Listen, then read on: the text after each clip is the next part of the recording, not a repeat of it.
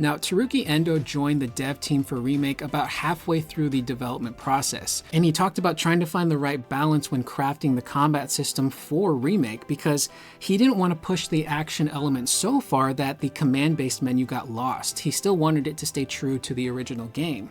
And after leaving Capcom, he really wanted to make a battle system that would challenge himself and push him to do something brand new. Now, interestingly enough, he says he regrets making the scope of combat in Remake too narrow. Rebirth was an opportunity for him to really expand the breadth of combat and what characters could do. And you don't really notice how narrow combat is in Remake until you've played Rebirth.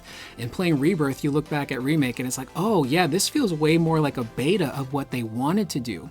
But with time constraints and money constraints, he couldn't really expand upon that stuff past what they had in Remake. Hamaguchi also adds that before Endo joined, they were so experienced with doing combat menu-based stuff, and that was easy, that came simple to them, but they couldn't figure out the action part. And Hamaguchi literally says that the game didn't feel good to play until Endo came on board. And what's nuts is once Endo joined, within 6 months, he had the combat for Remake down.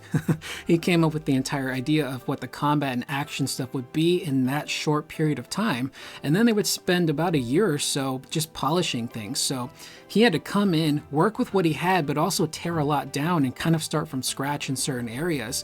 And Hamaguchi mentions that at that time, they had every boss planned out and how the player would defeat said boss. So Endo had to work around all of those restrictions as well.